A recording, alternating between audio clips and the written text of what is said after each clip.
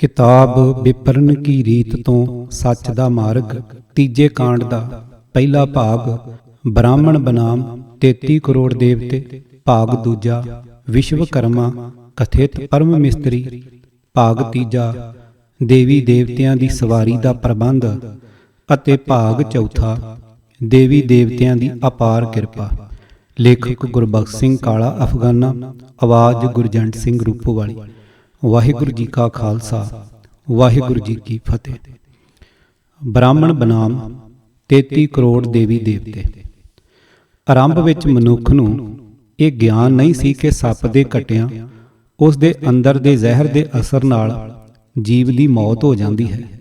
ਸੱਪ ਵਿੱਚ ਕਿਸੇ ਰੱਬੀ ਸ਼ਕਤੀ ਦਾ ਭਰਮ ਅਜਿਹਾ ਬਣਿਆ ਕਿ ਬੰਦਾ ਡਰਦਾ ਮਾਰਿਆ ਉਸ ਨੂੰ ਮੱਥੇ ਟੇਕਣ ਲੱਗ ਪਿਆ। ਜਿਸ ਕਿਸੇ ਜੀਵ ਜੰਤ ਤੋਂ ਅਥਵਾ ਕੁਦਰਤ ਦੀ ਬਖਸ਼ਿਸ਼ ਕਿਸੇ ਵੀ ਪਦਾਰਥ ਕੋਲੋਂ ਭੈ ਜਾਂ ਸੁੱਖ ਅਨੁਭਵ ਹੋਇਆ, ਮਨੁੱਖ ਨੇ ਉਸੇ ਅੱਗੇ ਹੀ ਡੰਡੌਤ ਕਰ ਦਿੱਤੀ।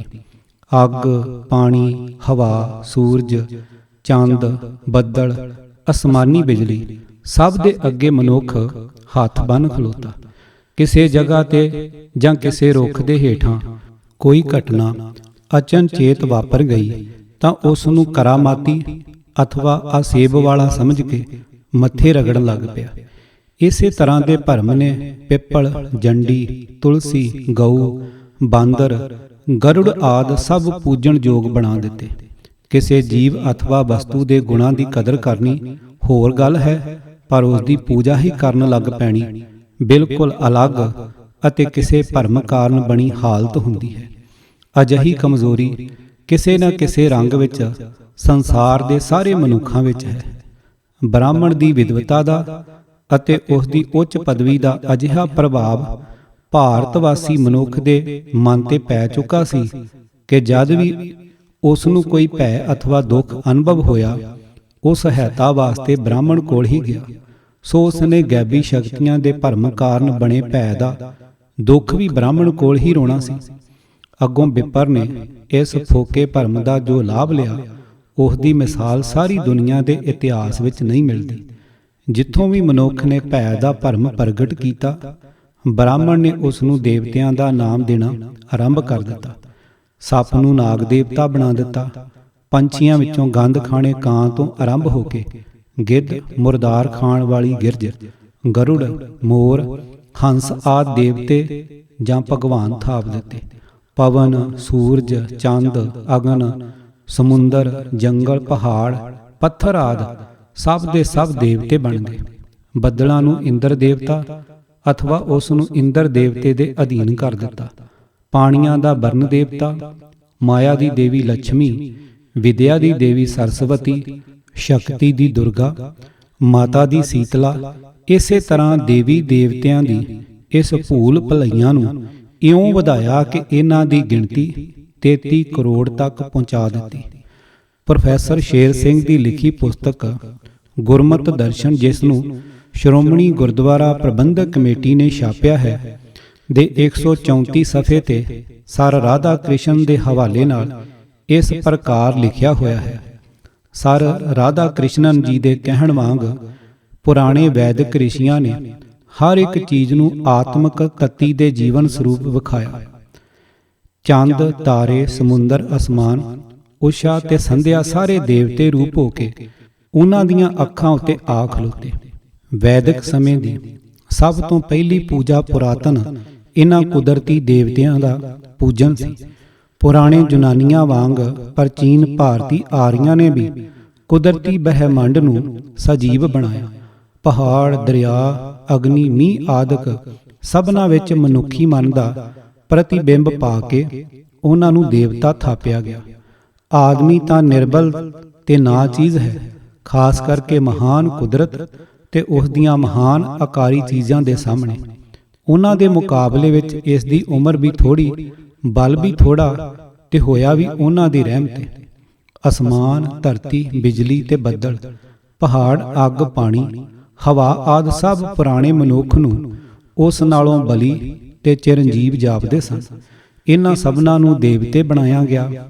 ਵੈਦਿਕ ਮੰਤਰਾਂ ਵਿੱਚ ਅਜਿਹੇ ਨਾਉ ਦੇਵਤਿਆਂ ਦੇ ਆਉਂਦੇ ਹਨ: ਵਰਣ, ਮਿੱਤਰ, ਮਾਰੁਤ ਸੂਰਜ ਜਾਂ ਸਵਿੱਤਰ, ਵਿਸ਼ਨੂੰ ਪੂਸ਼ਨ ਉषा ਏਵਨ ਆਦਿਤਯ, ਅਗਨੀ ਸੋਮ ਯਮ ਪਰਜਨ ਇੰਦਰ ਵਰਿਤਰ ਵਤਜਾ ਵਾਯੂ ਰੁਦਰਾ ਸਿੰਧ ਸਰਸਾਵਤੀ ਵਾਕ ਆਸ਼ਕਤੀ ਆਦਿ।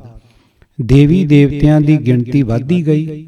ਆਮ ਖਿਆਲ ਨੇ 33 ਕਰੋੜ ਦੇਵੀ ਦੇਵਤੇ ਗਿਣ ਮਾਰੇ।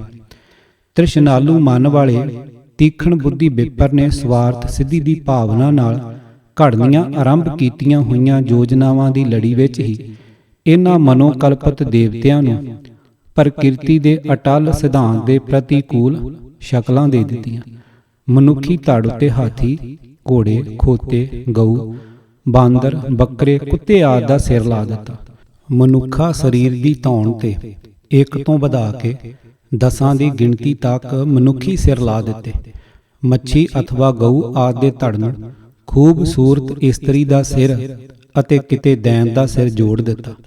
ਠੱਗ ਨੀਤੀ ਵਾਲੀ ਆਪਣੀ ਯੋਜਨਾ ਦੇ ਅਨੁਸਾਰ ਕਲਪੀ ਹੋਈ ਰਮਾਇਣ ਗਾਥਾ ਵਿੱਚ ਮਹਾਬਲੀ ਸੂਰਮੇ ਦੀ ਅਤੇ ਰਾਮ ਦੇ ਪਰਮ ਭਗਤ ਦੀ ਭੂਮਿਕਾ ਨਿਭਾਉਣ ਵਾਲੇ ਹਨੂਮਾਨ ਨੂੰ ਬਾਂਦਰ ਦਾ ਮੂੰਹ ਅਤੇ ਲੰਬੀ ਸਾਰੀ ਪੂਛਲ ਚੁੱਕ ਲਾਈ।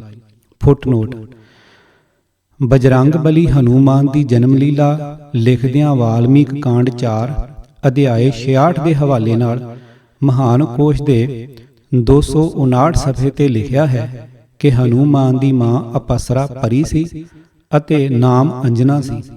ਪਤੀ ਦਾ ਨਾਮ ਕੇਸਰੀ ਸੀ। ਬੜੀ ਸੁੰਦਰ ਹੋਣ ਕਰਕੇ ਇੱਕ ਦਿਨ ਪਵਨ ਦੇਵਤਾ ਅੰਜਨਾ ਨੂੰ ਲਿਪਟ ਗਿਆ, ਜਿਸ ਤੋਂ ਹਨੂਮਾਨ ਜਨਮਿਆ। ਜੰਮਦਿਆਂ ਹੀ ਸੂਰਜ ਨੂੰ ਫਲ ਜਾਣ ਕੇ ਖਾਣ ਲਈ ਕੁੱਦਿਆ।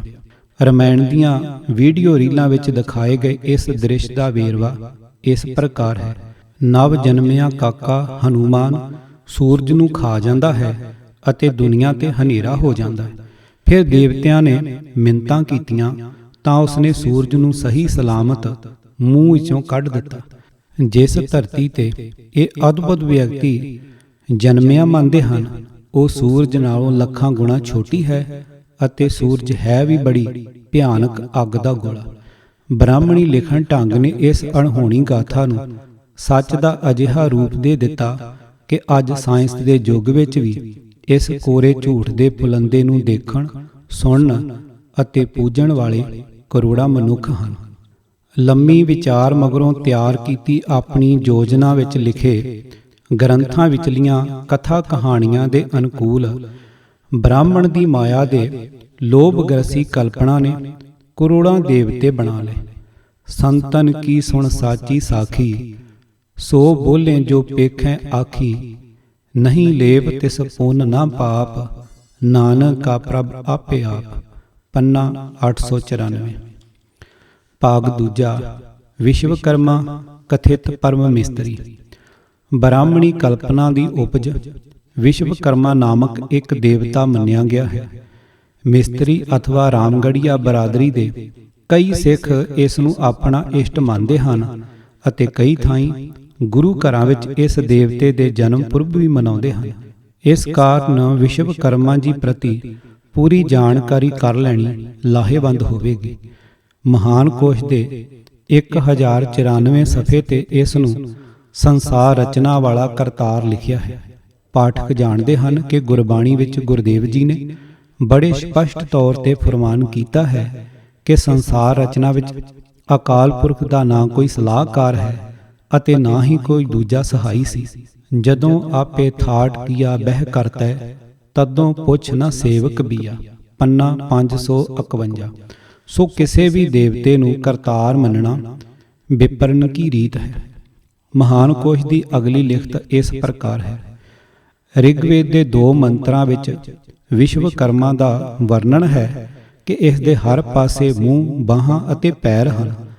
ਸੰਸਾਰ ਰਚਨ ਵੇਲੇ ਇਹ ਆਪਣੀਆਂ ਬਾਹਾਂ ਤੋਂ ਕੰਮ ਲੈਂਦਾ ਹੈ ਔਰ ਇਸ ਨੂੰ ਸਾਰੇ ਲੋਕਾਂ ਦਾ ਗਿਆਨ ਹੈ। ਇਸ ਨੂੰ ਮਹਾਭਾਰਤ ਅਤੇ ਪੁਰਾਣਾਂ ਵਿੱਚ ਦੇਵਤਿਆਂ ਦਾ ਚੀਫ ਇੰਜੀਨੀਅਰ ਦੱਸਿਆ ਹੈ। ਇਹ ਕੇਵਲ ਦੇਵਤਿਆਂ ਦੇ ਮਕਾਨ ਹੀ ਨਹੀਂ ਰਚਦਾ, ਦੇਵਤਿਆਂ ਦੇ ਸ਼ਸਤਰ ਅਸਤਰਾਂ ਨੂੰ ਵੀ ਇਹੀ ਬਣਾਉਂਦਾ ਹੈ।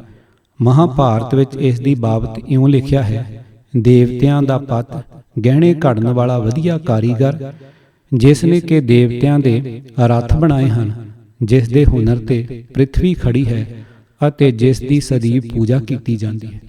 ਰਾਮਾਇਣ ਵਿੱਚ ਲਿਖਿਆ ਹੈ ਕਿ ਵਿਸ਼ਵਕਰਮਾ 8ਵੇਂ ਵਸ ਪ੍ਰਭਾਸ ਦਾ ਪੁੱਤਰ ਲਾਵਨ ਜਮਤੀ ਜੋਗ ਸਿੱਧ ਦੇ ਪੇਟੋਂ ਹੋਇਆ।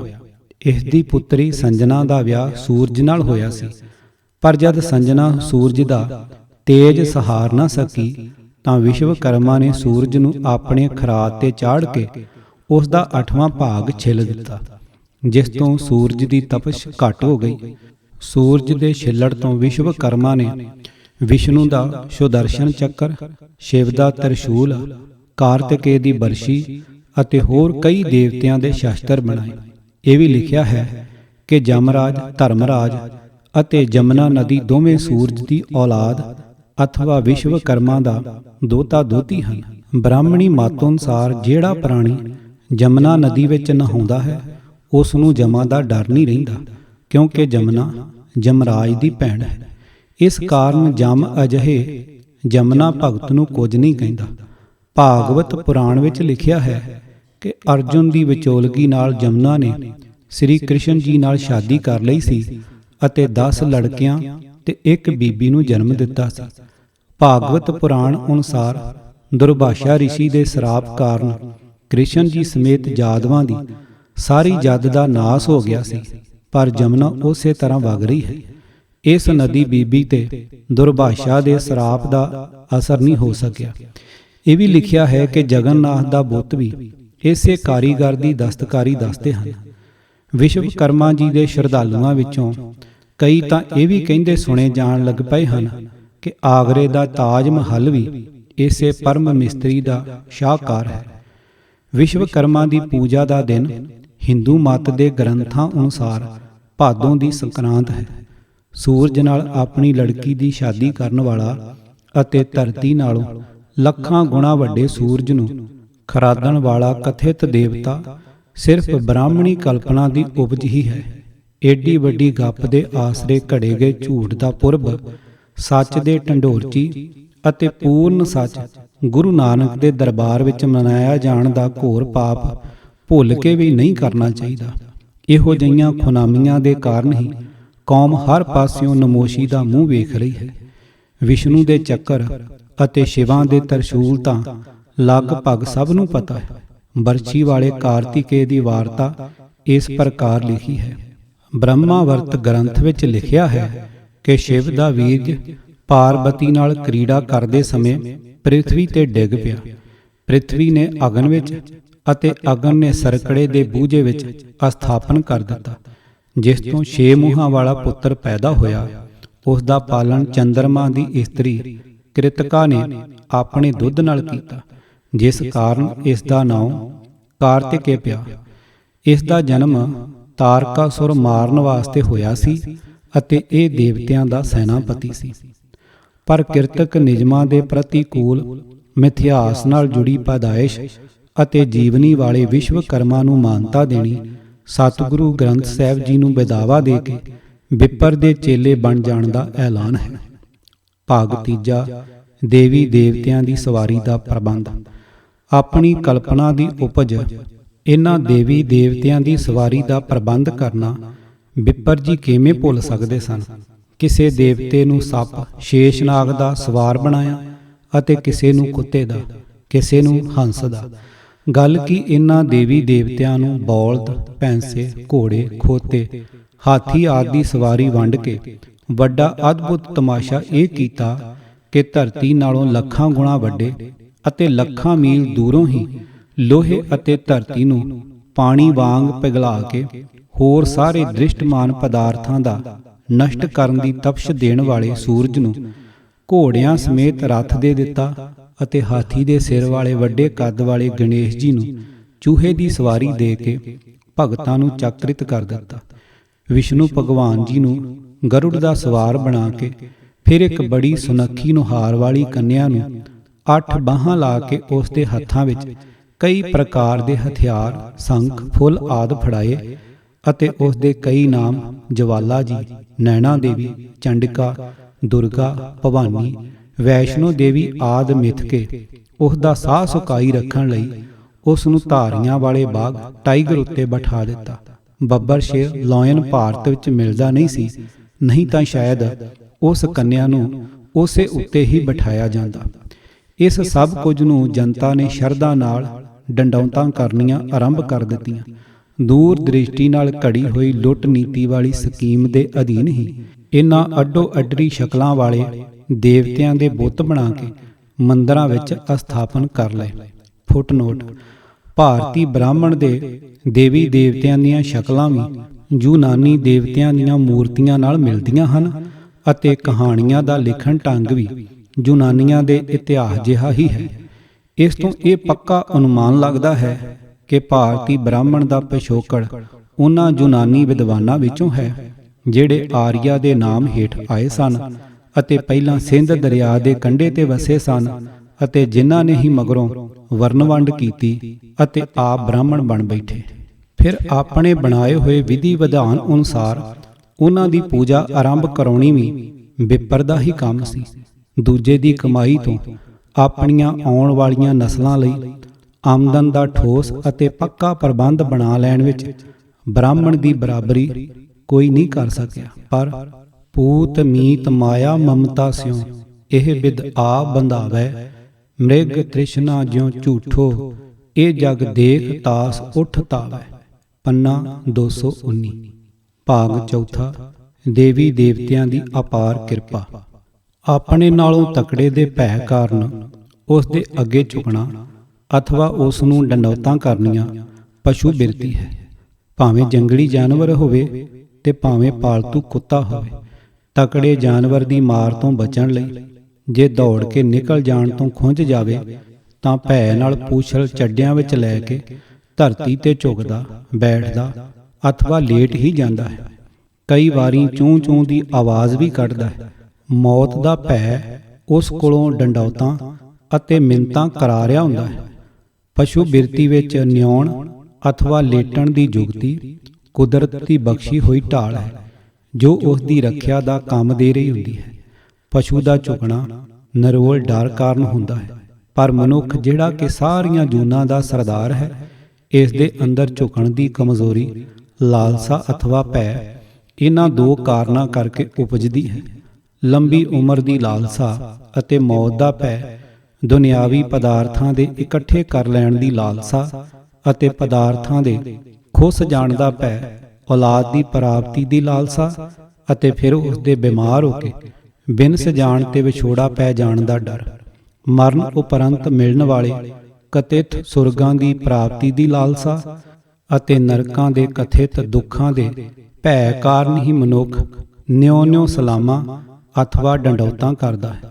ਰਾਜਾ, ਸ਼ਾਹੂਕਾਰ, ਰਿੱਧੀ ਸਿੱਧੀ ਦਾ ਭਰਮ ਪਾ ਸਕਣ ਵਾਲੇ ਸਾਧ ਸੰਤ, ਦੇਵੀ ਦੇਵਤੇ, ਕਥਿਤ ਕਰਾਮਾਤੀ ਸਥਾਨ, ਕਬਰਾਂ, ਮੜੀਆਂ, ਮਸਾਣ ਅਥਵਾ ਜਿਸ ਥਾਂ ਬਾਰੇ ਇਹ ਭਰਮ ਬਣ ਜਾਵੇ ਕਿ ਉੱਥੇ ਕੋਈ ਕਰਾਮਾਤੀ ਸ਼ਕਤੀ ਜਾਂ ਕੋਈ ਜਿੰਨ ਭੂਤ ਹੈ ਜਾਂ ਸ਼ਹੀਦਾਂ ਦਾ ਪਹਿਰਾ ਹੈ, ਅਜਿਹੇ ਸਾਰੇ ਥਾਈਂ ਮਨੁੱਖ ਕੋਲੋਂ ਇਹੀ ਦੋ ਭਾਵਨਾ ਡੰਡੌਤਾਂ ਕਰਾਉਂਦੀਆਂ ਹਨ। ਪਰਮ ਸੁਧਾਰਕ ਸ੍ਰੀ ਗੁਰੂ ਨਾਨਕ ਦੇਵ ਜੀ ਦਾ ਫਰਮਾਨ ਹੈ, ਸਭ ਕੋ ਨਿਵੇਂ ਆਪ ਕੋ, ਪਰ ਕੋ ਨਿਵੇਂ ਨਾ ਕੋਇ। ਪੰਨਾ 470। ਮਨੁੱਖ ਸਿਰਫ ਆਪਣੇ ਸੁਆਰਥ ਦਾ ਬੱਝਾ ਹੋਇਆ ਹੀ ਆਪਣੇ ਇਸ਼ਟ ਅੱਗੇ ਮੱਥੇ ਰਗੜਦਾ ਹੈ। ਕਿਸੇ ਦੇ ਅੰਦਰ ਜਿੰਨਾ ਵੱਧ ਡਰ ਹੁੰਦਾ ਹੈ ਜਾਂ ਕਿਸੇ ਪਦਾਰਥ ਦੇ ਲੈਣ ਦੀ ਜਿੰਨੀ ਵੱਧ ਲਾਲਸਾ ਹੁੰਦੀ ਹੈ, ਮਨੁੱਖ ਓਨਾ ਹੀ ਵੱਧ ਝੁਕਦਾ ਹੈ। ਇੱਕ ਸ਼ਿਕਾਰੀ ਜ਼ਮੀਨ ਉੱਤੇ ਮੂੰਹ ਪਰਨੇ ਲੇਟਿਆ ਦੇਖਣ ਨੂੰ ਤਾਂ ਅਸ਼ਟਾਂਗ ਡੰਡੌਤ ਕਰ ਰਿਹਾ ਹੁੰਦਾ ਹੈ, ਪਰ ਉਸ ਦਾ ਉਹ ਨਿਉਣਾ ਕਿਸੇ ਨੂੰ ਜਾਨੋਂ ਮਾਰ ਦੇਣ ਦਾ ਸਬੱਬ ਬਣਦਾ ਹੈ। ਜੀਵ ਦੇ ਅੰਦਰ ਡਰ ਸਿਰਫ ਆਪਣੀ ਹੀ ਕਰਤੂਤ ਦਾ ਹੁੰਦਾ ਹੈ।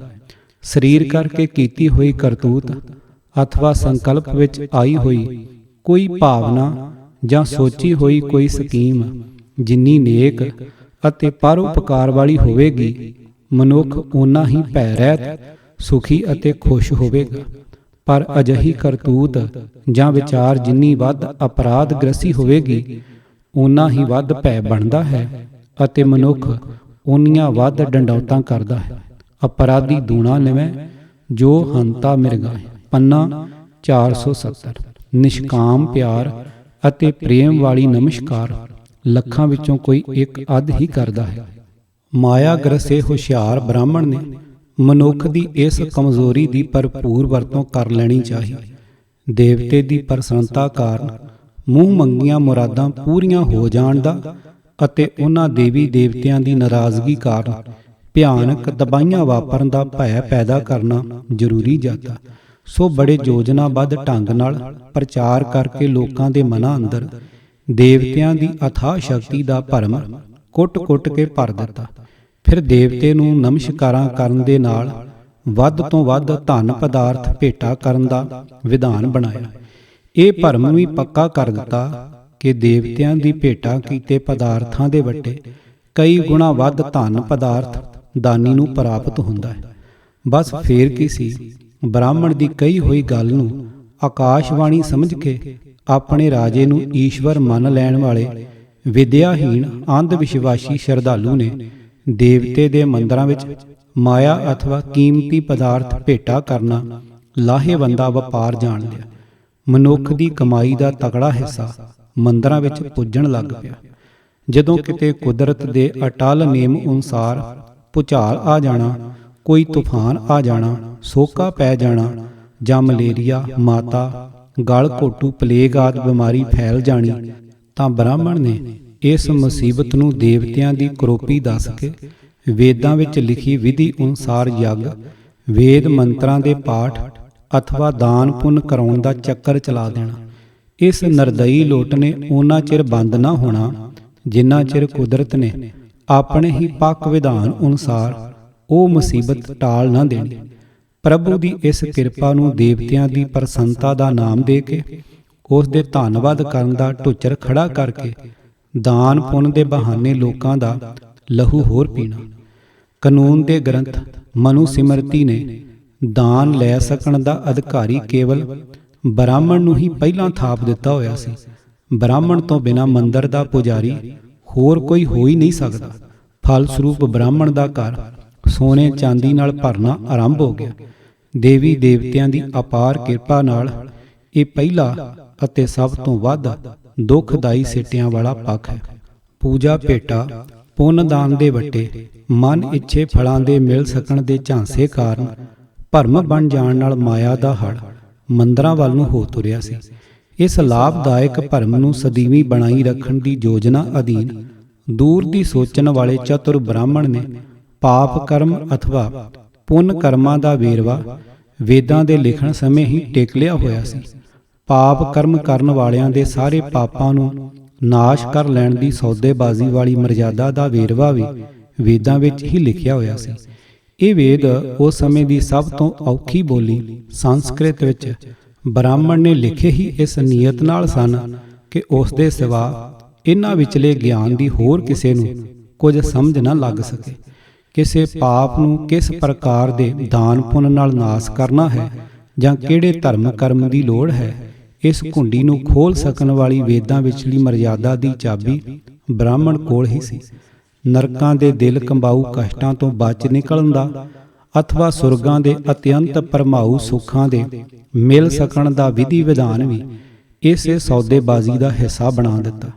ਫਿਰ ਇਸ ਭਰਮ ਨੂੰ ਚੰਗੀ ਤਰ੍ਹਾਂ ਪੱਕਾ ਕਰ ਦੇਣ ਲਈ ਕਈ ਤਰ੍ਹਾਂ ਦੀਆਂ ਕਥਾ ਕਹਾਣੀਆਂ ਵੀ ਬੜੇ ਗੂੜ ਗਿਆਨ ਦੀ ਭਰਮਾਊ ਚਾਦਰ ਵਿੱਚ ਲਪੇਟ ਕੇ ਧਰਮ ਗ੍ਰੰਥਾਂ ਵਿੱਚ ਲਿਖ ਦਿੱਤੀਆਂ। ਵੇਦਾਂ ਦੀ ਅਜਿਹੀ ਲਿਖਤ ਦਾ ਵਰਣਨ ਗੁਰਬਾਣੀ ਵਿੱਚ ਇਸ ਪ੍ਰਕਾਰ ਹੈ। ਸ਼ਲੋਕ ਮਹੱਲਾ ਦੂਜਾ। ਕਥਾ ਕਹਾਣੀ ਬੇਦੀ ਆਣੀ, ਪਾਪ ਪੁੰਨ ਵਿਚਾਰ, ਦੇ ਦੇ ਲੈਣਾ ਲੈ ਲੈ ਦੇਣਾ, ਨਰਕ ਸੁਰਗ ਅਵਤਾਰ, ਉੱਤਮ ਮੱਧਮ ਜਾਤੀ ਜਿਨਸੀ, ਭਰਮ ਭਵੈ ਸੰਸਾਰ। ਪੰਨਾ 1243। ਅਰਥ, ਜੋ ਤਾਲੀਮ ਵੇਦਾਂ ਨੇ ਕਥਾ ਕਹਾਣੀਆਂ ਦੁਆਰਾ ਦਿੱਤੀ ਹੈ ਉਸ ਵਿੱਚ ਇਹ ਵਿਚਾਰ ਹੈ ਕਿ ਪਾਪ ਕੀ ਹੈ ਤੇ ਪੁੰਨ ਕੀ ਹੈ। ਭਾਵ ਕਿਹੜੇ ਕਰਮ ਕਰਨ ਨਾਲ ਪਾਪ ਲੱਗਦਾ ਹੈ ਅਤੇ ਕਿਹੜੇ ਕਰਮ ਕਰਨ ਨਾਲ ਪਾਪ ਨਸ਼ਟ ਹੁੰਦੇ ਹਨ। ਇਹਨਾਂ ਕਰਮਾਂ ਦੇ ਵਟਾਂਦਰੇ ਦੇ ਭਰਮ ਵਿੱਚ ਪਿਆ ਮਨੁੱਖ ਪ੍ਰਭੂ ਨਾਲ ਪ੍ਰੀਤੀ ਬਣਾ ਲੈਣ ਦੀ ਲੋੜ ਹੀ ਭੁਲਾ ਬੈਠਾ ਸੀ। ਵੇਦਾਂ ਦੀ ਉਸ ਤਾਲੀਮ ਨੇ ਇਹ ਦੱਸਿਆ ਹੈ ਕਿ ਹੱਥੋਂ ਦੇ ਕੇ ਮੁੜ ਲਈਦਾ ਹੈ ਤੇ ਜੋ ਕੁਝ ਕਿਸੇ ਤੋਂ ਲੈਂਦੇ ਹਾਂ ਉਹ ਅਗਲੇ ਜਨਮ ਵਿੱਚ ਮੋੜੀਦਾ ਹੈ। ਚੰਗੇ ਮਾੜੇ ਕੰਮਾਂ ਦੇ ਵਟਾਂਦਰੇ ਵਾਲੀ ਸੌਦੇਬਾਜ਼ੀ ਵੀ ਪ੍ਰਭੂ ਤੋਂ ਦੂਰ ਕਰਦੀ ਹੈ, ਕਿਉਂਕਿ ਭਰੋਸਾ ਇਹ ਬਣ ਜਾਂਦਾ ਹੈ ਕਿ ਆਪਣੇ ਕੀਤੇ ਪਾਪ ਕਰਮ ਅਤੇ ਆਪਣੇ ਹੀ ਕੀਤੇ ਜਗ, ਪੁੰਨ ਦਾਨ, ਤੀਰਥ ਇਸ਼ਨਾਨਾਂ ਆਦਿ ਪੁੰਨ ਕਰਮਾਂ ਅਨੁਸਾਰ ਨਰਕ ਵਿੱਚ ਜਾਂ ਸੁਰਗ ਵਿੱਚ ਅਪੜੀਦਾ ਹੈ। ਇਸ ਸਿੱਖਿਆ ਅਨੁਸਾਰ ਦੁਨੀਆ ਉੱਚੀਆਂ ਨੀਵੀਆਂ ਜ਼ਾਤਾਂ ਦੇ ਵਹਿਮਾਂ ਵਿੱਚ ਖੁਆਰ ਹੁੰਦੀ ਹੈ, ਭਾਵ ਬ੍ਰਾਹਮਣ ਦੀ ਉੱਚੀ ਜ਼ਾਤ ਅਤੇ ਸ਼ੂਦਰ ਦੀ ਨੀਵੀਂ ਜ਼ਾਤ ਦੇ ਭਰਮ ਨਾਲ ਫੁੱਟ ਅਤੇ ਨਫ਼ਰਤ ਦੇ ਕਾਰਨ ਦੁੱਖ ਉਪਜਦੇ ਰਹੇ। ਸਾਰੰਗ ਰਾਗ ਦੀ ਇਸੇ ਵਾਰ ਦੇ ਅਗਲੇ ਸ਼ਲੋਕ ਵਿੱਚ ਗੁਰੂ ਨਾਨਕ ਦੇਵ ਜੀ ਵੇਦਾਂ ਵਿਚਲੀ ਬ੍ਰਾਹਮਣ ਦੀ ਕੁਟਲ ਨੀਤੀ ਨਾਲ ਪਾਈ ਹੋਈ ਇਸ ਘਾਟ ਨੂੰ ਹੋਰ ਖੋਲ੍ਹ ਕੇ ਸਮਝਾਉਂਦੇ ਹਨ। ਮਹਲਾ ਪਹਿਲਾ। ਵੇਦ ਪੁਕਾਰੇ ਪੁੰਨ ਪਾਪ, ਸੁਰਗ ਨਰਕ ਕਾ ਬੀਓ, ਜੋ ਬੀਜੈ ਸੋ ਉਗਵੈ, ਖਾਂਦਾ ਜਾਣੇ ਜੀਓ। ਪੰਨਾ 1243। ਅਰਥ, ਵੇਦਾਂ ਦੀ ਬੜੀ ਜ਼ੋਰਦਾਰ ਤਾਲੀਮ ਹੈ ਕਿ ਜੀਵਾਂ ਦਾ ਕੀਤਾ ਹੋਇਆ ਪੁੰਨ ਕਰਮ ਉਸ ਲਈ ਸੁਰਗ ਮਿਲਣ ਦਾ ਸਬੱਬ ਬਣਦਾ ਹੈ ਅਤੇ ਪਾਪ ਨਰਕੀ ਭੇਜਦਾ ਹੈ। ਆਪਣੇ ਕੀਤੇ ਹੋਏ ਪੁੰਨ ਕਰਮਾਂ ਜਾਂ ਪਾਪ ਕਰਮਾਂ ਦਾ ਫਲ ਖਾਣ ਵਾਲਾ ਹਰੇਕ ਜੀਵ ਆਪ ਹੀ ਜਾਣ ਲੈਂਦਾ ਹੈ ਕਿ ਬੀਜੇ ਹੋਏ ਦਾ ਫਲ ਮਿਲ ਗਿਆ ਹੈ, ਭਾਵ ਆਪਣੇ ਚੰਗੇ ਮਾੜੇ ਕਰਮਾਂ ਦਾ ਪੂਰਾ ਹਿਸਾਬ ਕੀਤਿਆਂ ਜੇ ਪਤਾ ਲੱਗੇ ਕਿ ਪਾਪ ਕੁਝ ਵੱਧ ਹੋ ਗਏ ਹਨ ਤਾਂ ਬ੍ਰਾਹਮਣਾਂ ਨੂੰ ਪੁੱਛ ਕੇ ਪੁੰਨ ਕਰਮ ਪਾਪ ਕਰਮਾਂ ਨਾਲੋਂ ਵੱਧ ਕਰਕੇ ਸੁਰਗਾਂ ਦੇ ਹੱਕਦਾਰ ਬਣ ਜਾਣ ਦਾ ਭਰੋਸਾ ਬੱਝਦਾ ਹੈ। ਸੋ ਇਸ ਕਰਮ ਕਾਂਡੀ ਤਾਲੀਮ ਵਿੱਚ ਪ੍ਰਭੂ ਦੀ ਸਿਫਤ ਸਲਾਹ ਤੇ ਪ੍ਰਭੂ ਦੀ ਮਿਹਰ ਨੂੰ ਕੋਈ ਥਾਂ ਨਹੀਂ ਹੈ, ਪਰ ਇਸ ਅਸਲੀਅਤ ਦੀ ਸਮਝ ਸੱਚੇ ਗੁਰੂ ਤੋਂ ਬਿਨਾਂ ਨਹੀਂ ਆ ਸਕਦੀ। ਗੁਰੂ ਨਾਨਕ ਜੀ ਨੇ ਕੁਰਾਹੇ ਪਈ ਮਨੁੱਖਤਾ ਦੀ ਬਾਂਹ ਆ ਫੜੀ। ਸਿਮਰਤ ਸ਼ਾਸਤਰ ਪੁਨ ਪਾਪ ਵਿਚਾਰ ਦੇ, ਤਤੈ ਸਾਰ ਨਾ ਜਾਣੀ, ਤਤੈ ਸਾਰ ਨਾ ਜਾਣੀ ਗੁਰੂ ਬਾਝੋਂ, ਤਤੈ ਸਾਰ ਨਾ ਜਾਣੀ। ਆਨੰਦ ਸਾਹਿਬ ਪੰਨਾ 920। ਸਪਸ਼ਟ ਹੈ ਕਿ ਹਿੰਦੂਆਂ ਦੇ ਧਰਮ ਗ੍ਰੰਥਾਂ ਨੇ ਲੋਕਾਂ ਨੂੰ ਪਾਪ ਪੁੰਨ ਦੀ ਸੌਦੇਬਾਜ਼ੀ ਵਿੱਚ ਫਸਾਇਆ ਹੋਇਆ ਸੀ। ਸ੍ਰੀ ਗੁਰੂ ਨਾਨਕ ਦੇਵ ਜੀ ਨੇ ਸੰਸਾਰ ਵਿੱਚ ਆ ਕੇ ਪ੍ਰਭੂ ਸਿਮਰਨ ਵਾਲੇ ਸੁਖਦਾਈ ਗਿਆਨ ਦੀ ਸੋਝੀ ਦੇ ਕੇ ਲੋਕਾਂ ਨੂੰ ਜਨਮ ਮਰਨ ਸਵਾਰਨ ਦਾ ਰਸਤਾ ਦਿਖਾਇਆ। ਜਿਹੜੇ ਬ੍ਰਾਹਮਣ ਵਧੇਰੇ ਚਤੁਰ ਅਤੇ ਸਿਆਸਤ ਵਿੱਚ ਨਿਪੁੰਨ ਸਨ, ਉਹ ਤਾਂ ਰਾਜ ਮਹੱਲਾਂ ਵਿੱਚ ਜਾ ਵੜੇ ਸਨ। ਹੁਣ ਦੂਜੀ ਸਤਿਕਾਰ ਵਾਲੀ ਥਾਂ ਪੁਜਾਰੀ ਦੀ ਬਣ ਗਈ। ਸੋ ਰਹਿੰਦਿਆਂ ਵਿੱਚੋਂ ਬਹੁਤੇ ਬਿੱਪਰ ਮੰਦਰਾਂ ਦੇ ਪੁਜਾਰੀ ਬਣ ਕੇ ਦੌਲਤ ਵਿੱਚ ਖੇਡਣ ਲੱਗ ਪਏ। ਤ੍ਰਿਸ਼ਨਾ ਗ੍ਰਸਿਆ ਬ੍ਰਾਹਮਣ ਨਿਰਾ ਦੇਵਤਿਆਂ ਅੱਗੇ ਕੀਤੇ ਜਾਣ ਵਾਲੇ ਚੜਾਵੇ ਦੇ ਧਨ ਤੇ ਹੀ ਸਬਰ ਕਿਵੇਂ ਕਰਦਾ। ਇਸ ਚਪਲ ਬੁੱਧੀ ਮਨਮੁਖ ਦੀ ਤ੍ਰਿਸ਼ਨਾ ਦੀ ਅੱਗ ਹੋਰ ਤੋਂ ਹੋਰ ਭੜਕਦੀ ਗਈ। ਵਿਦਿਆਹੀਨ, ਭੋਲੇ ਅਤੇ ਅੰਧ ਵਿਸ਼ਵਾਸੀ ਦੇਸ਼ਵਾਸੀ ਨੂੰ ਲੁੱਟ ਖਾਣ ਲਈ ਤੀਖਣ ਬੁੱਧੀ ਬ੍ਰਾਹਮਣ ਨਵੇਂ ਤੋਂ ਨਵੇਂ ਹੋਰ ਕਈ ਢੰਗ ਘੜਦਾ ਹੀ ਚਲਾ ਗਿਆ, ਜਿਨ੍ਹਾਂ ਦਾ ਪੂਰਾ ਵੇਰਵਾ ਦੇਣ ਦਾ ਯਤਨ ਅਗਲੇ ਸਫ਼ਿਆਂ ਤੇ ਕੀਤਾ ਗਿਆ ਹੈ। ਕਿਤਾਬ ਵਿਪਰਨ ਕੀ ਰੀਤ ਤੋਂ ਸੱਚ ਦਾ ਮਾਰਗ, ਤੀਜੇ ਕਾਂਡ ਦਾ ਪਹਿਲੇ ਤੋਂ ਚੌਥਾ ਭਾਗ। ਲੇਖਕ ਗੁਰਬਖਸ਼ ਸਿੰਘ ਕਾਲਾ ਅਫਗਾਨਾ, ਆਵਾਜ਼ ਗੁਰਜੰਟ ਸਿੰਘ ਰੂਪਵਾਲੀ। ਪੂਰੀ ਕਿਤਾਬ ਸੁਣਨ ਲਈ YouTube channel Gurjant Singh Rupwali subscribe ਕਰੋ। ਵਾਹਿਗੁਰੂ ਜੀ ਕਾ ਖਾਲਸਾ, ਵਾਹਿਗੁਰੂ ਜੀ ਕੀ ਫਤਿਹ।